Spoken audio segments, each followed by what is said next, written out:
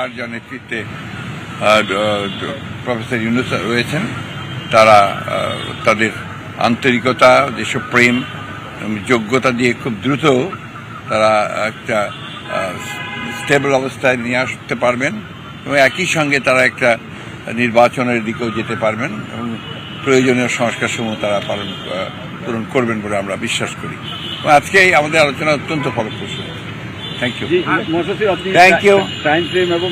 ওইসবই ওর মধ্যেই পাবেন, ওটা ওনারা বলবেন, ওটা ওনারাই বলবেন যে তারা কতদিনের মধ্যে এটা পারবেন।